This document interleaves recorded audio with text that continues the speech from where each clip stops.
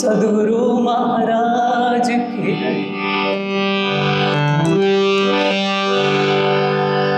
सुनो रे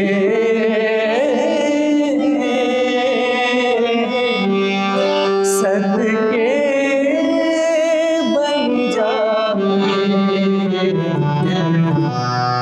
बात कहूं समझाए हो बात कहूं समझाए सुनो रे सत के जाए सुनो रे सत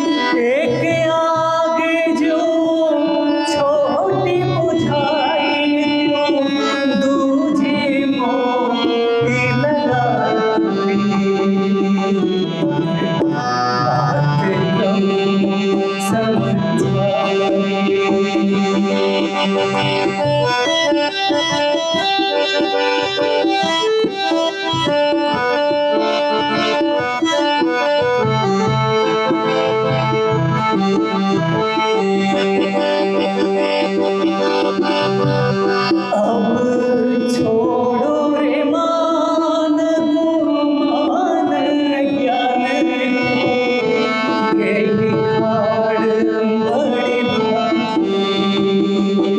अब छोड़ो रे मान गुमान ज्ञान को, ये लिखाड़ बड़ी भारी। एक डारी त्यों दूझी बिडारो, एक डारी त्यों दूझी बिडारो, जलाए देवो रे चतुराई।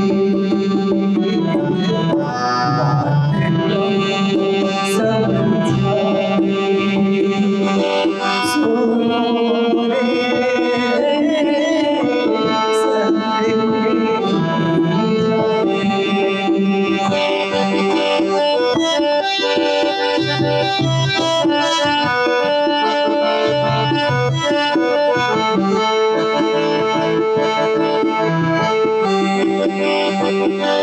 श्री मोहम्मद कहे सब चेत होइयो, मिला है श्री मोहम्मद कहे सब चेत होइयो, मिला है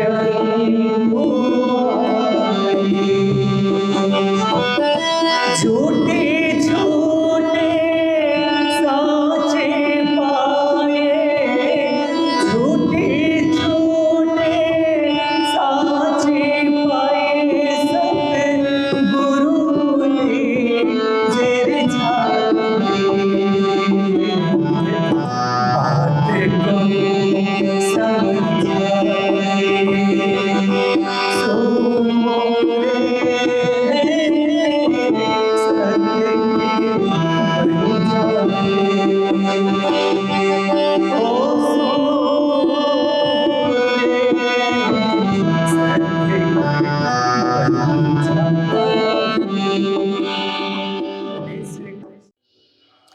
मेरे कहना ब्रह्म सृष्टि को इन मन जुआ बचन, झूठी जिमी याही शास्त्र न सहूँ, जाहिर कर देऊँ हक, जाहिर कर देऊँ हक। मेरे कहना ब्रह्म सृष्टि को इन मन जुआ माफक, झूठी जिमिए याही सहूँ, झूठी जिमिए याही शास्त्र न सहूँ, जाहिर कर देऊँ हक, जाहिर कर देऊँ हक। बोलो कृष्ण कन्हैया लाल की, श्री सद्गुरु महाराज की, श्री प्राणनाथ प्यारे की, महारानी बाईजुराज की, महाराजा छत्रसाल की, गुरुजी मंगलदास महाराज की, श्री कृष्ण प्रणामी धर्म की, तीनों पुरी धाम की, सर्व सुंदर साथ की, साथ मेरा ब्रह्म सृष्टि का प्रणाम। उपस्थित धर्म प्राण शिरोमणि सुंदर साथ जी, माताएं बहनें भाइयों, राज्य को पाने के लिए साफ होना, शुद्ध होना और पवित्र होना जरूरी है। देखिए, एक शब्द है साफ। तो साफ तो क्या है कि सफाई से साफ हो जाता है ना। कहीं भी आप सफाई कीजिए, जैसे कमरे की सफाई कीजिए तो कमरा साफ दिखता है, कपड़े की सफाई कीजिए तो कपड़े साफ दिखते हैं। ऐसे ही बर्तन की सफाई कीजिए, बर्तन साफ दिखेंगे। ऐसे ही वातावरण की सफाई, कहीं भी गंदगी नहीं गिराना। मन में ऐसा सोच करके चले कि हम अपनी ओर से कहीं भी कचड़ा गंदा, कई कई लोगों की आदत होती है ना, तम्बाकू खाते हैं और थूकते रहते हैं, जहाँ मर्जी थूकते रहते हैं। पान खाने वाले भी ऐसे ही करते हैं, पान खाते हैं फिर जहाँ मर्जी थूकते रहते हैं, तो उससे गंदगी बढ़ती है। आप देखिए कई कई बिल्डिंग जो सरकारी बिल्डिंग है, सरकारी बड़े बड़े ऑफिस वहाँ पर बने हुए हैं, उनकी सीढ़ियों में से होकर के आप जाएंगे तो जहाँ भी कोई कोना मिलता है, लोगों ने तम्बाकू खा करके, पान खा करके, थूक थूक करके इतना गंदा किया हुआ होता है। देखिए, क्योंकि उनके दिल में सफाई की चेतना नहीं है। नहीं होने के कारण कहीं भी थूक देते हैं, सोचते हैं ये तो सरकारी भवन है, मेरा क्या लगता है। पर सरकार भी मेरी है, देश भी मेरा है, पूरा संसार मेरा है, पूरी मानवता मेरी है। इसलिए मेरी ओर से मैं कहीं भी गंदा नहीं करूँगा। उसको कहते हैं सफाई की चेतना। वो पहले दिमाग में बात आती है, फिर कार्य में परिणत होता है। दिमाग में सफाई की चेतना नहीं है तो जहाँ मर्जी गंदगी। जैसे आप देखिए कि कई लोग भोजन करते हैं तो इतनी सफाई से भोजन खाते हैं, ग्रहण करते हैं कि एक भी शीत, एक भी जूठा कहीं गिरा हुआ नहीं होता है। लगता ही नहीं कि यहाँ भोजन करके भी गए। एकदम उतना ही लेना जितना ग्रहण कर सकते हैं। तो उससे क्या है कि जहाँ बैठ कर के आप ग्रहण कर रहे हैं, वो बैठक की सफाई भी बनी रहेगी, टेबल की सफाई भी बनी रहेगी, थाली की सफाई भी बनी रहेगी, और अच्छी तरह जिसने खाया है तो थाली धोने की जगह में भी गंदगी नहीं बढ़ती है। ऐसे ही कपड़े होते हैं, कपड़े की सफाई है। कई कई लोगों को देखिए तो कपड़े गंदे हो गए, एक कोने में डाला, दूसरे कोने में डाला, इधर लटकाया, उधर लटकाया। कई कई लोगों के घर में तो आप देखिए दरवाज़ा खोलते ही दरवाजे के पीछे इतने कपड़े लटके हुए होते हैं, कई दिनों से सफाई का ध्यान ही नहीं है। बाथरूम खोलो तो बाथरूम के दरवाजे के पीछे इतने सारे कपड़े, क्योंकि सफाई का ध्यान नहीं होने से उसने क्या किया कि खुद तो नया पहन लिया और पुराना धोने की जगह कहीं लटका दिया उसने। पर दिमाग में सफाई की चेतना आ जाए तो छुट्टी के दिन सब सफा कर देगा। साफ सफाई, घर की सफाई, ऐसे ही घट की सफाई, शरीर की सफाई। कुछ लोग आप देखिए कि कई दिन तक नहाते नहीं हैं। जो धार्मिक होते हैं तो उनको तो बचपन से पाठ पढ़ाया जाता है कि बिना नहाए भक्ति होगी नहीं, पूजा आप कर ही नहीं सकते बिना नहाए। अब पहले नहाओ, शुद्ध वस्त्र धारण करो, फिर पूजा में बैठो। पर जिनको धर्म की चेतना नहीं है, देखिए जिस परिवार में धर्म की चेतना नहीं है तो बच्चे नहाते ही नहीं, केवल छुट्टी के दिन नहाते हैं।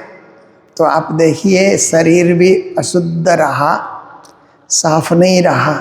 शरीर ही साफ नहीं है तो दिमाग में सफाई की चेतना कहाँ से आएगी? और दिमाग में सफाई की चेतना नहीं आई तो वातावरण को साफ कैसे रखेगा, वो स्वच्छ कैसे रखेगा? इसलिए सब कुछ दिमाग में आना, मन में आना, विचार में आना, इस पे निर्भर करता है। तो सफाई तो पूरे विश्व में सफाई की चेतना है। आप देखिए हम जिस देश में रहते हैं, इससे ज़्यादा सफाई की चेतना विदेश में देखने को मिलती है। आप देखिए विदेश की भूमि में आप यात्रा कीजिए तो एकदम सफाई में पूरा वो लोग ध्यान रखते हैं कि हमारा देश है तो साफ रहना चाहिए। कोई भी विदेशी घूमने आए तो हमारे देश को गंदा न कहे। इसके लिए हर तरह से देश को साफ सफाई रखने के लिए तैयार रहते हैं। पर धार्मिक क्षेत्र में मात्र सफाई से संतुष्टि नहीं मिलती है, शुद्ध भी होना चाहिए। जैसे आप देखिए कि आप एक कपड़े सुबह पहन करके बाजार घूमने निकले, दिन भर बाजार घूमे और शाम को आकर के उसी कपड़े से पूजा में बैठे, तो कपड़ा तो साफ ही रहेगा, बाजार घूमने से भी एक दिन में गंदा नहीं होता है। पर बाजार में कितने लोगों से स्पर्श हो गया, बाजार में तो हजारों लोग घूम रहे हैं, उनके साथ आते जाते आपका स्पर्श हो गया तो वो वस्त्र अशुद्ध माना जाता है। फिर पूजा के समय में उसका प्रयोग नहीं होगा। फिर जो वस्त्र हम, नया वस्त्र आप रात को सोते समय लगाइए, रात भर आप सोए तो गंदा तो नहीं होगा, सुबह उठ करके वो पहन करके पूजा में नहीं जा सकते, क्योंकि वो शुद्ध नहीं है। जो बाजार घूमते समय जो वस्त्र पहना, सोते समय जो वस्त्र पहना, या देह क्रिया के समय जाते समय जो वस्त्र पहना, उसको धार्मिक क्षेत्र में अशुद्ध माना जाता है। इसलिए पूजा के वस्त्र अलग। जब हम सुबह नहाए धोएं और पूजा करने के लिए जाएं तो पूजा के वस्त्र एकदम साफ तो हो ही, शुद्ध भी हो, शुद्ध ही नहीं विशुद्ध भी हो, विशेष शुद्ध को विशुद्ध कहते हैं ना। और धार्मिक क्षेत्र में और एक शब्द का प्रयोग होता है, पवित्र। विशुद्ध हो, पवित्र हो, पवित्रता उसमें हो। जैसे हम लोग भोग व्यंजन बनाते हैं और हलवाई लोग भी बनाते हैं, कभी कभी हलवाई है ना, भंडारी लोग कहते हैं ना, कभी ज़्यादा भोग व्यंजन बनाना है तो भंडारियों को भी बुलाया जाता है ना, तो भंडारी लोग आते हैं, वो भी बना रहे हैं भोग व्यंजन। भंडारी लोग भोग व्यंजन जो बनाते हैं तो उसमें क्या होता है कि सफाई से काम भी करेंगे, पर शुद्धता से करेंगे कि नहीं, इसमें प्रश्न चिन्ह लग जाता है, क्योंकि उनमें वो शुद्धता की चेतना है कि नहीं। वो तो काम करने वाले हैं, वो तो पैसा लेकर के काम धंधा करते हैं, उनका तो वो क्या है कि एक कमाई का साधन है, तो कर रहे हैं। परंतु एक व्यक्ति, धार्मिक व्यक्ति घर में भोग बना रहा है, वो शुद्धता का भी ख्याल रखता है कि हर चीज़ शुद्ध होना चाहिए। जैसे अधिकांश जगह में भंडारी लोग बनाते हैं, तो जो बर्तन लेकर के आते हैं, बड़े बड़े बर्तन पतीले लेकर के आते हैं ना, वो शुद्ध होता है कि नहीं, साफ होता है कि नहीं, कुछ पता नहीं चलता है। क्योंकि लेकर के आएंगे, पानी से ऐसे धो डालेंगे, हलवा बना करके तैयार कर देंगे, लोग गरम गरम हलवा खा रहे हैं, भोग भी धरा रहे हैं, पर जा कर के बर्तन देखो तो वो तो इतने साफ सुथरे नहीं दिखते हैं। इसलिए घर में हम लोग करते हैं तो बर्तन भी धोते हैं जिस बर्तन में बनाते हैं, क्योंकि हमारे में शुद्धता की चेतना है। शुद्धता ही नहीं, राज्य के लिए बना रहे तो पवित्रता, क्योंकि घर के लिए बना रहे हैं तो भी शुद्धता का ध्यान रखा जाएगा। पर जहाँ भोग, ये राज्य का भोग है, राज्य का भोग तैयार हो रहा है, तो मन से ही पवित्रता, मन से ही विशुद्ध भावना, मन से ही स्वच्छता, मन से ही साफ सफाई की धारणा आ जाती है। तो इसी को क्या कहा जाता है कि भक्ति कहा जाता है। भक्ति के पथ पे चलते हुए मन से ही तैयार हो जाना, फिर तन से भी तैयार हो जाना, वस्त्र से भी तैयार हो जाना, भावना से भी तैयार हो जाना, प्रेम और साधना से भी तैयार हो जाना, ये बहुत जरूरी है। यही सारी बातें वाणी में श्री प्राणनाथ जी महाराज हमें समझा रहे हैं, ज्ञान दे रहे हैं, उपदेश दे रहे हैं। तो आज की चौपाई में कहते हैं, साथ मेरा ब्रह्म सृष्टि का तीन हृदय साफ करन। वाणी लेकर के प्राणनाथ जी क्यों आए, वाणी का अवतरण उन्होंने क्यों किया? कहते हैं कि मेरे जो परम धाम के सुंदर साथ हैं, मेरी जो ब्रह्म सृष्टि है, माया में आने के बाद, जन्म मरण का चक्कर काटने के बाद क्या हो गया कि उनका हृदय भी कलुषित हो गया। हृदय भी दूषित हो गया।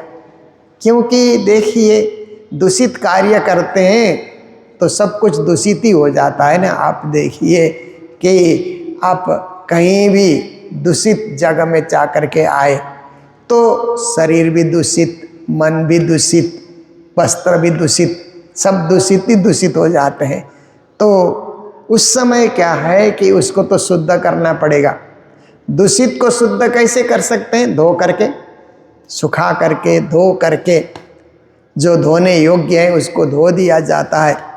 जो धोने योग्य नहीं है तो जैसे कंबल इत्यादि बड़े बड़े होते हैं तो धूप में सुखाया जाता है। इसका पानी से स्नान हुआ, उसका सूर्य की किरणों से स्नान हो गया, तो इस तरह से उसको साफ किया जाता है। तो ऐसे ही ब्रह्म सृष्टि का हृदय भी मलिन, ब्रह्म सृष्टि का हृदय भी दूषित हो गया, तो श्री जी कहते हैं वाणी उसको साफ करेगी। वाणी का पारायण करेंगे, वाणी का पाठ करेंगे, वाणी का गायन करेंगे तो हृदय शुद्ध हो जाता है। श्री जी कहते हैं इसलिए मैं वाणी लेकर के आया हूँ। सो निर्मल ना हो वही, कहते हैं कि जब तक वाणी नहीं पढ़ेंगे, जब तक वाणी की चर्चा नहीं सुनेंगे और जब तक राज्य की आराधना में संलग्न नहीं होंगे तो निर्मल कैसे होंगे? क्योंकि बिना साबुन के कपड़े निर्मल नहीं होते हैं ना। साबुन का प्रयोग किया जाता है, पानी का प्रयोग किया जाता है। ऐसे ही वाणी का, वचन का ये सब प्रयोग है। इन सब चीज़ के प्रयोग से ही निर्मल होगा। धाम अखंड दिखाए बिना, उनको अखंड धाम दिखाना भी होगा। परम धाम कितना पवित्र है, सुंदर है, स्वच्छ है, निर्मल है। परम धाम के चप्पे चप्पे में स्वच्छता है, वहाँ पर कोई गंदगी नहीं है, अशुद्ध नहीं है, दूषितपन नहीं है, सब कुछ ही निर्मल है। ऐसा करके परम धाम का वर्णन जब उनको दिखाया जाता है तो यहाँ भी शुद्ध होने के लिए, पवित्र होने के लिए, निर्मल होने के लिए वो प्रयास करेंगे। इसलिए श्री जी महाराज कहते हैं मैं वाणी प्रकट करके उनको दिखा रहा हूँ परम धाम, ताकि वो तन मन और विचार से शुद्ध हो जाएं। सो हृदय साफ हुए बिना क्यों कर पहुँचे धाम। और परम धाम जाने के लिए हृदय साफ तो होना ही चाहिए, क्योंकि हृदय में ही आत्मा का वास है। हृदय आसन सफा है तो आसन में बैठने वाला भी सफा ही रहेगा ना। आसन दूषित है तो बैठने वाला भी दूषित हो जाता है। हृदय रूपी आसन को हमने निर्मल बनाया तो आत्मा भी निर्मल बन करके रहेगी, क्योंकि उसका आसन ही एकदम विशुद्ध है तो वो कहाँ से अशुद्ध बनेगी, वो भी विशुद्ध बन करके रहेगी। इसलिए श्री जी महाराज यहाँ पर समझा रहे हैं कि हृदय साफ करना बहुत जरूरी है। बिना हृदय के साफ, तभी तो उन्होंने और एक जगह चौपाई में कहा, साथ जी साफ हुए बिना अखंड में क्यों पहुँचता, चेत सको सो चेतियो पुकार कहे महामत्त। कहते हैं हे मेरे सुंदर साथ जी, बिना सफाई के, बिना निर्मल हृदय के परम धाम नहीं पहुँचा जा सकता। इसलिए आप चेतो, विचार करो, चिंतन करो और उस पर अमल करो, चलना शुरू करो, चलोगे तो ही पहुँचोगे। तो इस तरह से श्री जी कहते हैं कि वो धाम नहीं जाएंगे तो संसार में तो कितने बार चक्कर काटना होगा, 84 का चक्र, अनंत अनंत बार चक्र काटना होगा, क्योंकि वह धाम की आत्मा को एक दिन तो धाम जाना होगा। इसके लिए दुनिया में अनेक चक्कर काटना न पड़े, अनेक जन्म लेना न पड़े और अनेक बार संसार के दुख द्वंद्व से लड़ना न पड़े। इसके लिए इसी जन्म में, इसी मानव तन में, इसी वक्त हम जाग सकें और परम पद को पा सकें। इसके लिए श्री प्राणनाथ जी महाराज हमें बार बार समझा रहे हैं, ज्ञान दे रहे हैं, उपदेश दे रहे हैं, शिक्षा दे रहे हैं। फिर कहते हैं हम भेजे आए धनी के यही हमारा काम। प्राणनाथ जी कहते हैं मैं अपने आप नहीं आया, अपने नहीं आया, मेरे को तो धनी ने भेजा। धनी ने आदेश दिया कि वाणी प्रकट करो, सुंदर साथ को जगाओ, साक्षात धाम धनी जोश रूप में हो करके। देखिए प्राणनाथ जी तो सदगुरु का भंडारा करने की तैयारी में थे न। अचानक उनको नज़रबंद में जाना पड़ा। नज़रबंद में ध्यान मग्न हो गए कि ऐसा क्यों हुआ। एक अच्छा काम करने के लिए मैं निकला, परंतु उसका अच्छे काम में ये विघ्न क्यों।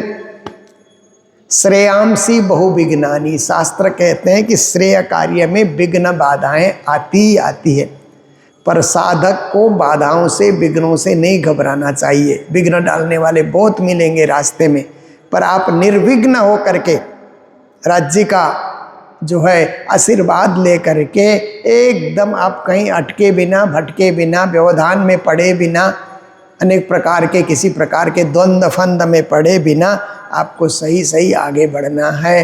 तो प्राणनाथ जी महाराज उस समय चिंतन में मग्न हो जाते हैं कि मेरी सोच तो अच्छी थी, पर ये सब क्यों।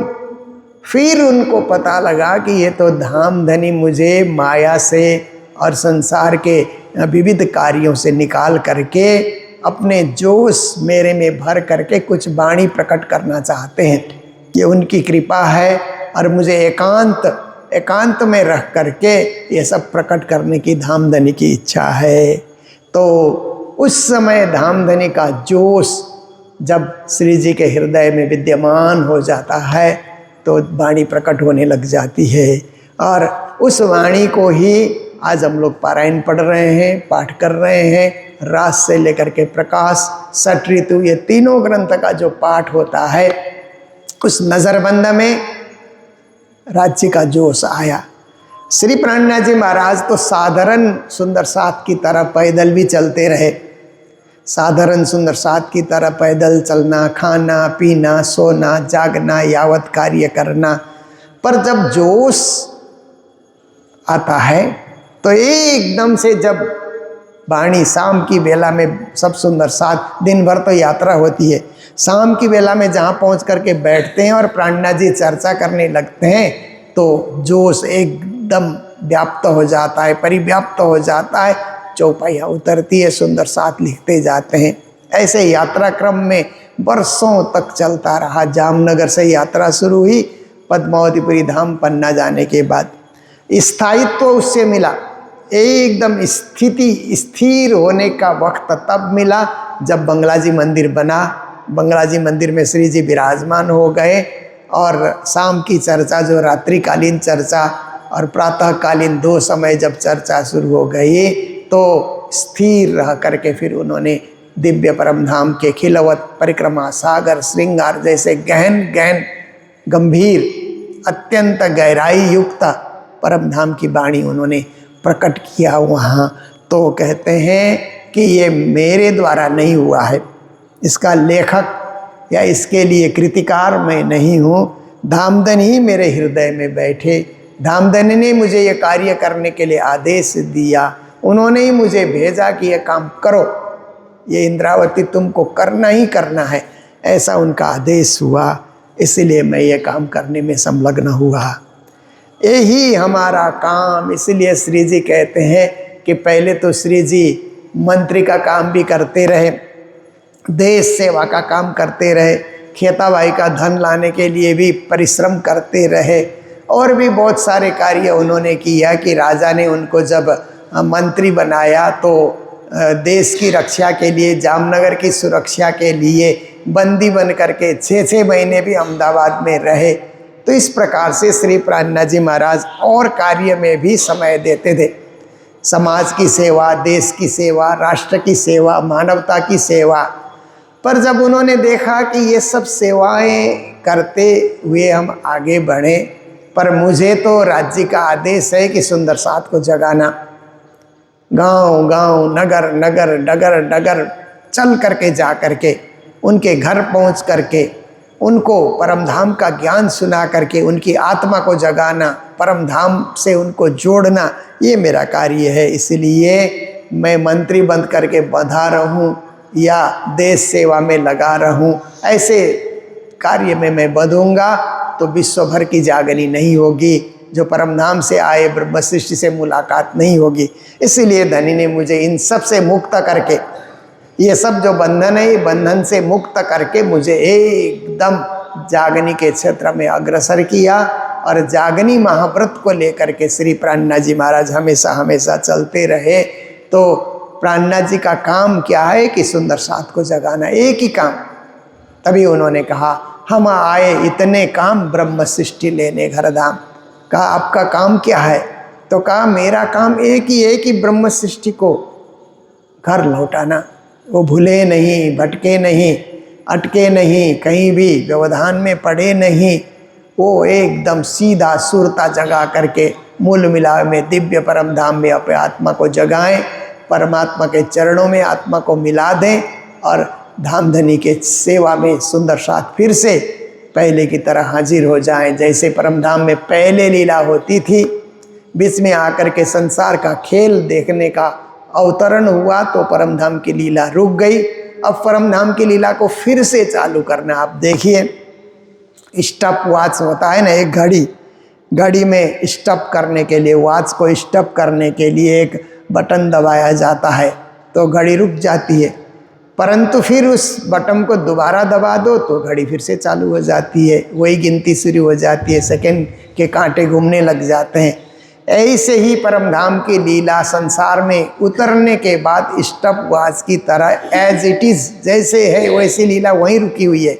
ब्रह्म सृष्टि मूल मिला में है तो वहीं पर सुंदर साथ मूल मिला में है, राजश्यामा भी मूल मिला में, कोई लीला नहीं हो रही है परम धाम में। एकदम ठप होकर के वहाँ पर वो अद्वैत में अद्वैत बन करके सब बैठे हुए हैं।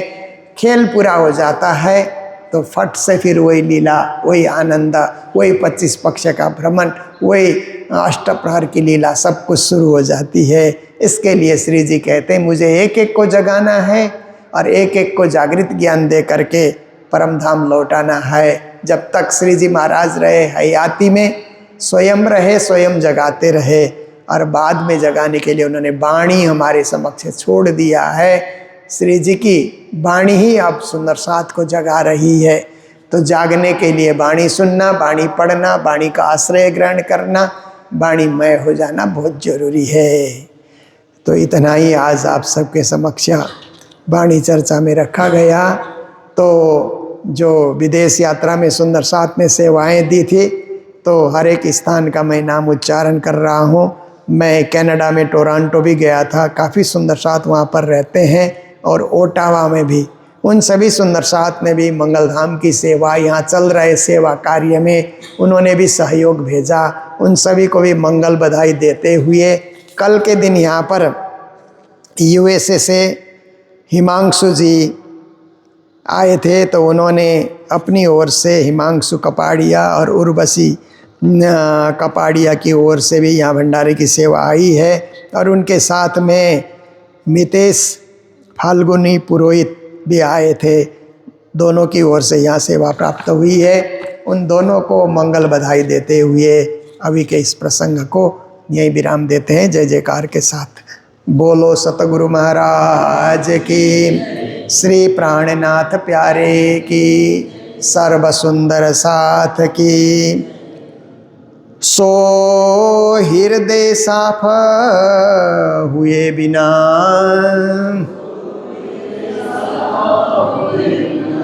क्यों कर पहुँचे धाम, हम भेजे आए धनी के, यही हमारा काम, यही हमारा काम। बोलो श्री प्राणनाथ प्यारे की, श्री धाम के धनी की प्रणाम।